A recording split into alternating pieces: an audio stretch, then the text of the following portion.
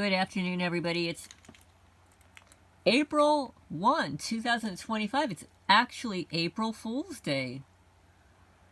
And there's no perps stirring. Zero. Nobody's driving by. Who knows? I haven't checked my mail yet. Maybe there's some April Fool's joke out there. But anyway, I'm going to read part 3, my West Virginia horror story testimony by Deborah Florian. So here we go. I'd like to add a few more details to my testimony regarding life at 17 Rocky Trail, Hedgesville, West Virginia. The property I purchased December 2009 and sold at a loss of $30,000 in November 2010. That's only a year later, literally a year later. On June 26, 2010, a beautiful Saturday, a couple I was friendly with came for a visit. They hadn't been out to see my new place yet. They stayed perhaps 2 hours. They had Marcia's 5-year-old daughter with them. Gene and his wife were outside on their property. Like I stated in my previous testimonial, our houses were close enough so that if outside, you could see the comings and goings on the other property. So they saw the 5-year-old child arriving with Marcia and her boyfriend. At first, the gunshots weren't all that alarming. This was in the backwoods of West Virginia where everyone is armed. And sometimes mountaineers, quote-unquote, shoot for fun. Nothing to be concerned about. But then it got louder and louder. Sounded like, quote-unquote, Gene was trading up the velocity using higher and higher caliber guns. Or maybe he was inching closer. Either way, my friends decided enough was enough and they left. It didn't stop all the time. I had 3 dogs. They were scrambling around madly, losing their purchase on the linoleum floor, falling down, salivating, eyes rolling. This was no ordinary shooting a few rounds on the Saturday afternoon. Gene was pissed, more than likely because there had been a young child visiting my property. Here in West Virginia, there is spotty cell phone coverage in places like Sleepy Hollow, or at least that was the case when I lived here, and I had no landline. In order to call 911, I had to get in my truck and leave the property and travel down to the entrance of the community where the cell coverage improved. That meant going outside where Gene was gunning and driving my truck down my driveway directly towards his house. I couldn't allow myself to look further than where the hood of my truck met the driveway for fear of what I'd see. I was absolutely terrified. I think I was crying. And I'm a cusser, not a crier. Long story short, and it was a saga, I made contact with Wade Shambaugh, whom I mistook for the sheriff, as they had the same last name. He was actually Vince Shambaugh's, the sheriff's cousin and first deputy. I like Wade. I thought he was cool. They had me wait for what felt like hours in the parking lot of a hamburger joint on Route 9, not far from Sleepy Hollow, where they went in there.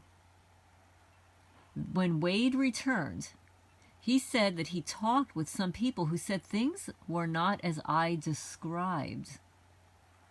But the thing is, there were no witnesses other than Gene's wife and he himself. So back I went. It was like 95 degrees by now. I was out on the rear deck waiting for a shitstorm, and it came. At first I thought it was a train, but I had lived there for months and never heard one before. First, the tops of the trees started swaying dramatically and the noise became deafening. Then the first helicopter burst into view. I fell to my knees, forehead down against the deck, arms crossed over my head. I lost count at 4 copters. There was a drought that summer. All the scrubby vegetation was dry as a bone.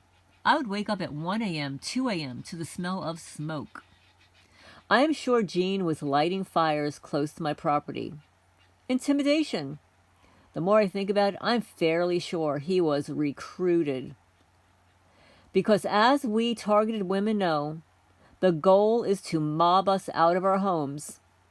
And I had been recently added to some infernal list as a result of destroying Paul and Donna Ashbaugh's chance of developing their quote-unquote Riverview lots behind my property on Hostler Road in Jefferson County, West Virginia. They were in the process of framing me. Paul had called me a quote-unquote patsy to my face. So I gave that property away, losing $126,000 in the sale. But they never got their hands on that property, which I sold 6 months prior to Helicopter Day. John Denver lied. My next testimonial will address what happened when I moved to 2040 Pine Grove Road in Fayetteville, Pennsylvania.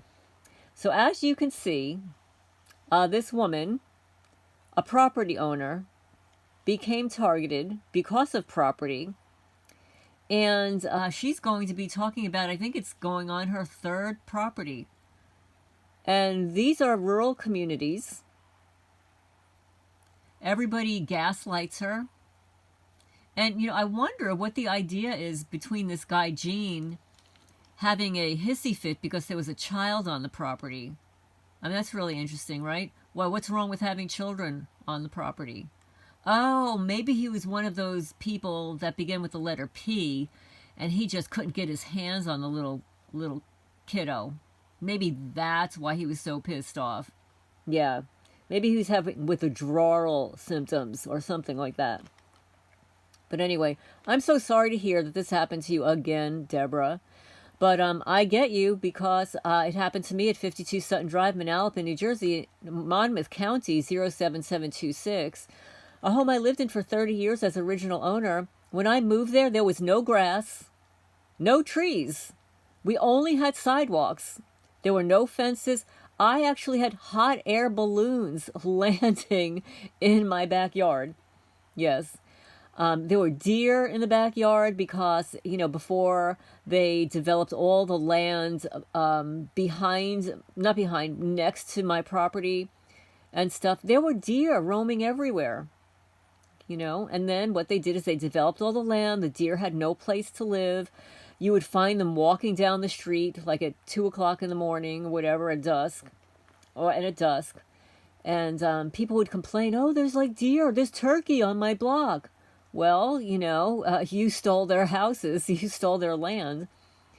But yeah, I get you. Yeah, because I was mobbed off of my gorgeous property and sold to a cop who was obviously in on it. And now I'm being mobbed off of my property here in rural Jackson County, Kentucky, by local government and the local criminal neighbors. Oh, and of course the Freemasons and the Christian Appalachian Project.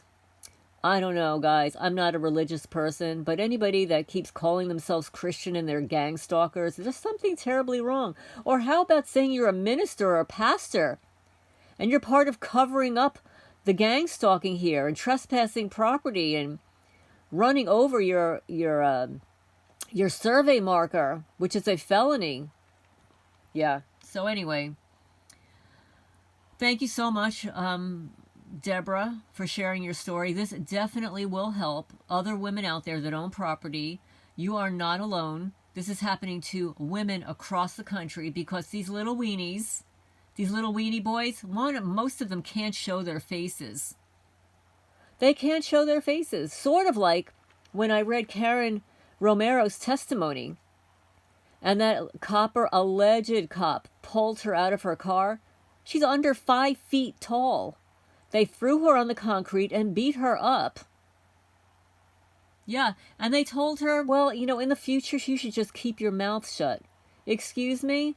Well, Karen, I just want to let you know that you will have the last words because I will share your last words with everybody. And they'll stay online, and I'll have them, and I'll share them with everybody so that you are not silenced the way you were in the hospital or gaslit by some of your alleged friends saying that, oh, well, I spoke to the doctor, and the doctor said she was this, that, and the other thing. It had nothing to do with targeting. Bullshit. Okay? I don't accept that nonsense. I spoke to you. Other people spoke to you. And now we also have your voice message dated July 4th, 2024, where they were stealing your toothbrush and your comb and your brush and stuff and switching them up. It fell on the floor, switching them up with somebody else, and you had a sore in your mouth. Yeah, great hospital that was. And thank you so much, Karen, for speaking out about the abuses in hospitals. I know. But we'll save that for another day when we talk about my mother again. But again, my West Virginia horror story by Deborah Florian. This is part 3. So she followed up with her life at 17 Rocky Trail, Hedgesville, West Virginia. And then she's going to be speaking, and she spoke also about her property on Hostler Road in Jefferson County, West Virginia. And then the next property is going to be at 2040 Pine Grove Road in Fayetteville, Pennsylvania. Yeah, John Denver, I guess he did lie. Country roads take me home to the place where I belong. Yeah, West Virginia, Mountain Mama. Yeah, I remember that. I'm old enough to remember that song. And actually, you know what? I believe that John Denver was a targeted person. He died pretty young. Yeah, we'll have to look it up. I haven't looked it up, but anyway, this is Lorraine Alternative Homesteading. Please remember to hit the thumbs up. It helps the channel grow, get the message out there. And yeah, people are nuts in rural neighborhoods.